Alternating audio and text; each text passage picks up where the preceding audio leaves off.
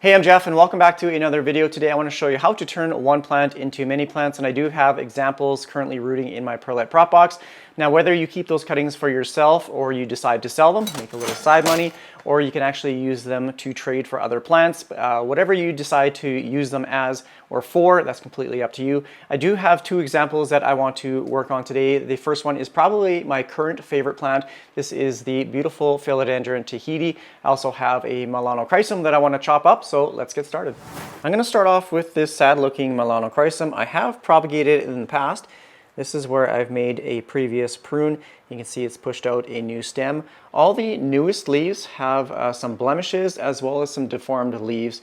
So it's not looking the greatest, so that's why I want to chop this one up to make more of these plants. And I do have the propagated cuttings in that perlite prop box right now. There's a few reasons why leaves can come out deformed like this, one of them being pest damage. I've looked this plant over from top to bottom. Sometimes thrips or even spider mites can nibble on the newest leaves, causing it to, I guess, get a little bit deformed when it unfurls. It just doesn't develop properly. But also things like nutrient deficiencies as well as environmental factors. If there's not enough humidity in the room when the leaf is unfurling, or if there's not enough water, or just things like that that can affect the overall development of the leaf. If you've never propagated an aroid like a philodendron or pothos in the past, all you need is a single node, and here is a node right here. This little line, it will have one leaf on it, and it will have a set of aerial roots. These little aerial, or these little bumps right here, are aerial roots. This is all you need to start an entirely new plant. Just one node. Eventually, when it's propagated in a growing medium, will push out an entirely new stem. Now I have a utility knife as well as my pruning shears, and don't forget to sanitize. I'm just using some hand sanitizer. I rarely do this, so I thought I would show the proper way today. This just disinfects it to make sure that there's no bacteria or anything on there that'll transfer over to the new cuttings when you take it. So quick little spray, let them dry off, and then let's do some cutting. You want to make the cut in between two nodes. So you can see here is one node, and there is a leaf and a node just below it. So you want to cut right in the middle, or in between two nodes. This area in between two nodes is called an internode. So I'm going to take my utility knife, getting those leaves out of the way, and I'm just going to make a nice clean cut just right there. It'll cut through, there you go. Now I can take this cutting off, and I have this whole section to propagate. And now you just do the same thing with the rest of the nodes. So I'm just using my little pruning shears here, cutting in between two nodes. Definitely need some new pruning shears. These ones are getting pretty dull. So right here I'm going to make the cut. This node right here does not have a leaf. You can still propagate this. It will get a new vine from that node. So this is what's called a wet stick. It is a leafless node. It can still be propagated the same way. It will grow roots. There's all those little nubs or bumps. Those are aerial roots, so I'll keep that one there as well. And then, just cut up the rest like this. Now for the small little cutting that remains in the pot, you can leave it as is. It will get a new growth point from the closest node right there, so it will continue to push out a new vine, and you can just let it continue to grow up whatever kind of grow pulley that you're using. I'm going to continue to use this aroid mixtures just to see if I can maybe maintain it a little bit better, but I'm going to leave this in the pot. It does have a root system already established, obviously. It will get a new growth point right there and regrow. So now I'm going to show you examples from my perlite prop box, and here are some of the melanochrysums that are currently propagating. And you can see here is a single node. It does have a little root on there, and then it has a new growth point from, and I'll put it down on the table here. You can see it has a new little growth point from that node, and now it has gotten two cute little leaves.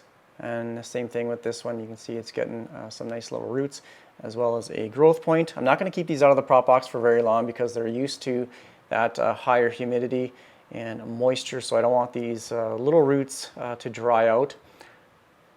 So there's 3 cuttings so far. Here is a little Epiprenum pinnatum. This is the yellow flame, I believe, or this might be the Baltic blue. Here's another melanochrysum. It's really rooted in there. I don't want to tear the roots, but ooh, This one has some nice roots. So long roots on that, and they'd have just the cutest, perfect, well, not perfect, this one's got a little bit of deformity on it, or a little blemish there, a little damage, but the leaves are so cute. So this is how you start an entirely new plant just from one single node. So there's 4, here's another one, 5, and they've been in here for, I think that's all I have actually. Yeah, these are all just epipremnums. So 1, 2, 3, 4, 5. So I have 5 single nodes that are all turning into an entirely new plant. And I think they've been in here for probably, I'm going to say maybe 3 or 4 months, if I'm guessing. I don't actually remember the exact time when I took these cuttings. With these cuttings and these 5, I should probably have about 15 of these melanochrysums. So like I said, I don't know what I'm going to do with them. Yeah, so I'm just going to leave them in here for right now. Now, all I'm going to do with these guys, same thing, just cut off the leaves like that and just place the, oh, this is getting a little crowded. I might have to make a little bit of room here. Look at these cute little alocasia bulbs. Again, they're rooting in here. I'm just going to move them to the other side. I don't want to tear the roots. Holy cow, look at this. It's got the cutest little leaf. Just going to put this one over here for now. Just tuck it in. Same with this. Look at this tiny little bulb. Or corm, whatever you want to call it. Just got a tiny little leaf. I'm going to stick this guy right in the corner. Put it down like that. This one is getting a new growth point up top there, so I'm going to push it down right there. And I'm going to move this one over there, give me a little space. So now the way I plant them, or pot them, is simply just push it down in the perlite a little bit, put some perlite around the roots, and that's all I do. So I'm going to be doing something a little bit different with my tahiti. I'm going to chop this up, not to propagate it for many different plants, but I want to take the top portion of this plant, put it lower in the pot here again, attach it to the moss bowl, and then let it continue to grow up. This just allows the leaves to size up and mature. Now I'm not too worried about it, I guess the root system, because you can see in the moss pool, it has a fairly significant root system. So when I make the cut, I should just be able to place it back on the moss pool in some soil, and it should, yeah, because it has a root system, it should be okay. I'm doing mine the hard way because I have to dismantle this moss pole, take the cutting, and then try and unravel the roots. An easy alternative is if you have like a moss pole extension. You can add a moss pole on top, extend it up, let the plant continue to grow, and once it reaches the extension, then you can cut it right here at where the 2 moss poles meet, and then you can just take that top cutting and then just put that back in soil. But unfortunately, I don't have a moss pole right now, and I'm just very impatient. So I'm going to take this cutting, put it back in the soil with this moss pole, and then I'll take some of these nodes and propagate it in my perlite prop box. So I'm doing it the hard way, but that's okay. Like I've never done this before, so I'm just going to experiment a little bit, and unfortunately I'm experimenting with my favorite plant right now. I just removed the plant support. Obviously it doesn't need it. Now I'm just determining where to make the cut. I just want to show the thickness of the stem from here to here.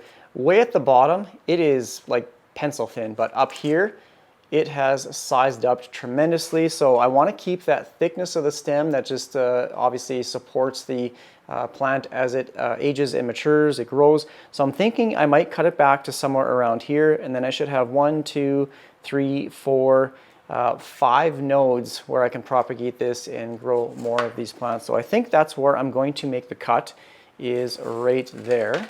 So I just zoomed in a little bit, and I'm just going to take my utility knife and do the same thing, cut in between 2 nodes, just like making a nice clean cut like that. So I think what I have to do first is actually remove this from the pot. So I'm just going to see if I can pull that up. It's got some nice roots at the bottom here. I have to say, as soon as I made the cuts, it smells like very sweet grass. It has a very, very strong scent. So I'm just trying to take this apart without breaking or tearing these little tabs. Sometimes it can be a little bit difficult just because they fit fairly snug. So I don't want to rip those tabs so that it renders it useless. And I'm ripping one right now, just like that right there. Not ideal. Let's see if I can get the other tab out without ripping it. I don't want to rip it. Okay, this one's coming out. 3 of the 4. Now I just have that one that's ripping. There, okay. So now I can see if I can untangle some of these roots. So just at the back, healthy roots. Now I'm going to see if I can untangle this. Save the moss and save the roots. This is actually kind of cool. I love kind of dissecting and experimenting with plants. So this is actually pretty exciting and terrifying because this is my favorite plant right now. If I have to cut like one little hole, not a problem, but actually I might do that. I can still reuse it. I just don't want to, like there's a big chunk of roots here that I don't want to chance losing it. So I'm just going to cut one little, there. So it basically doubles. There we go. Now I can pull that through. I don't know if you can see it, but I got all of these roots out. Now I just have this bottom portion that has a large root, 2 roots actually, and I'm just going to pull. This is incredible. Absolutely incredible. The root system that these have developed in moss. Okay, so it's separated.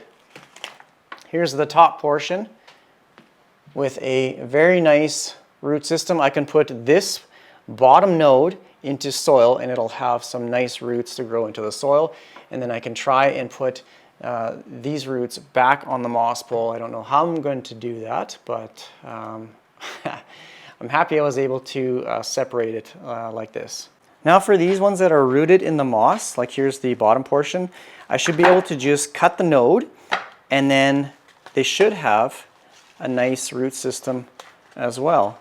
So I can literally just take the cuttings and then pot them back into an entirely different pot of soil, and it should start to grow its own new stem here at some point as well. So I'm just untangling these and just keeping the moss like that.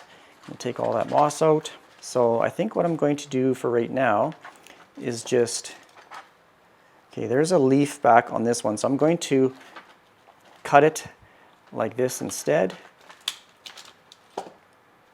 Just hit my finger, not the brightest idea, but I'm not cut, I'm not hurt. I wanted to save the root system here. So this one, it has its own node, has its root system. It can definitely go into a pot of soil right now, and it will produce a new growth point from the node. So there's one right there. I'm going to cut this one. It should, again, have its own root system.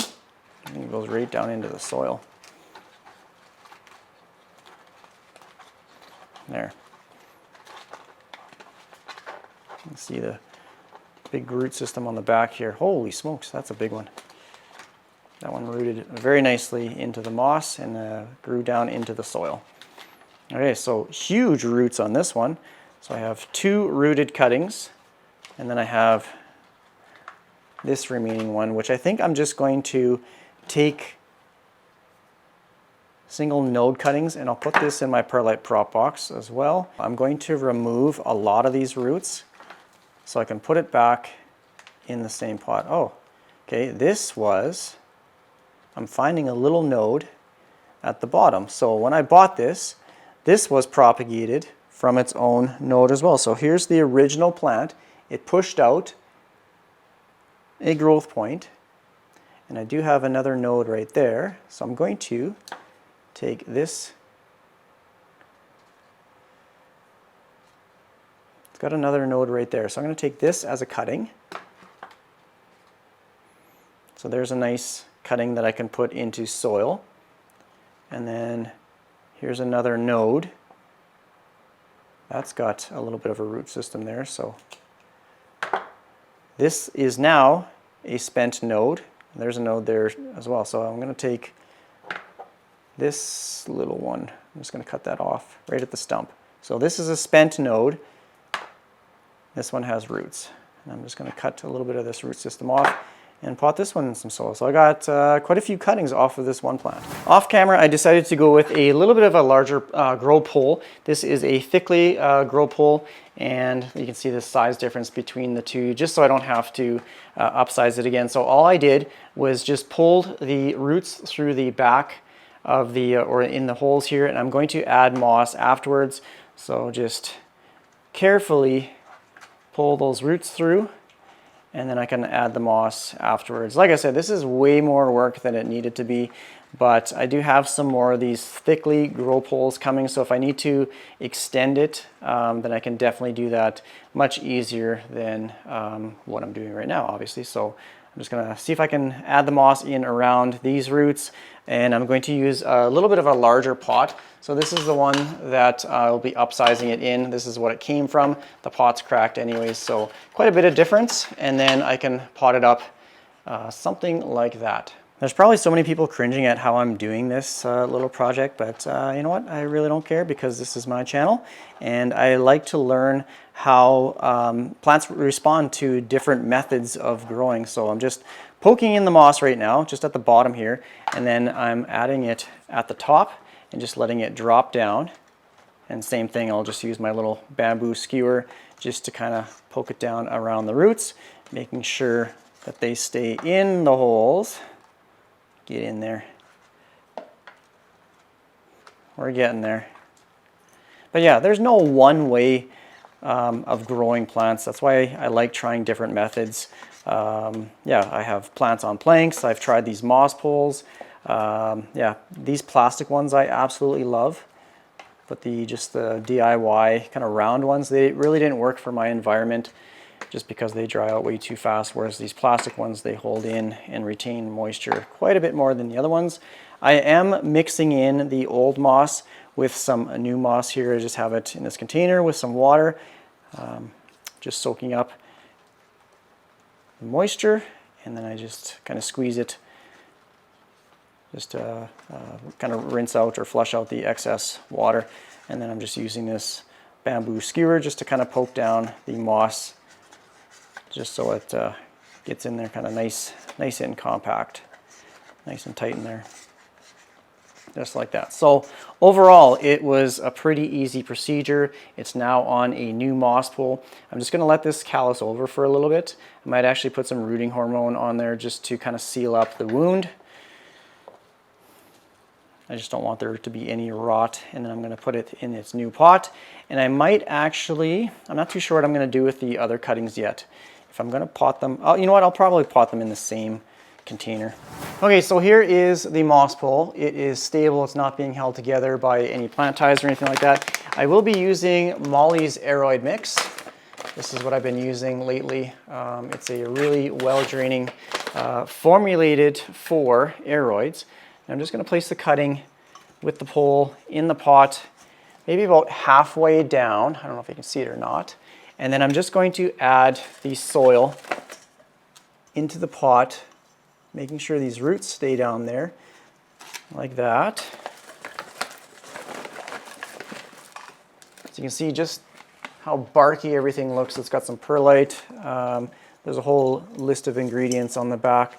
So I'm just going to dump that in. I can pack it down with my pencil. Where is it? It's over here.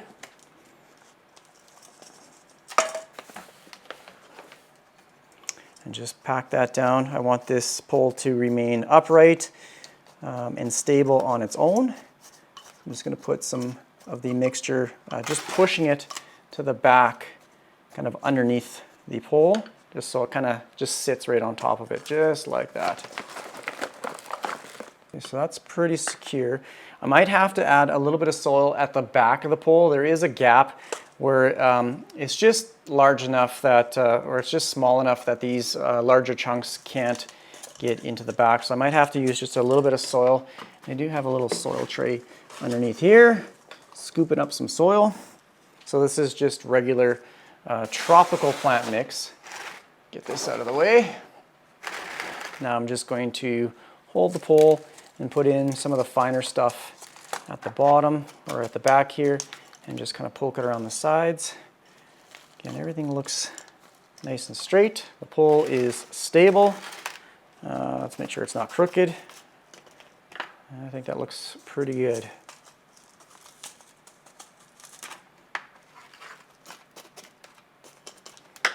There. That looks awesome. Here are the single nodes that had roots. I just potted them up in some soil. There was 3 that had leaves, 2 that didn't. They're in there somewhere. The one node that did not have any roots, I put in my perlite prop box. The Milano had a good thorough watering. I'm going to put this one back upstairs in my bedroom. The Tahiti, I'm not going to water the soil here for a couple days. I just want the roots to adjust to the soil. The moss is still wet, so it should obtain some water and nutrients from there. So I think that's going to be pretty much it for this video. I hope you enjoyed it. If you have any comments or questions, please leave it down below in the comment section. Obviously, I'll be providing some updates down the road. Thanks for watching. Take care. Bye.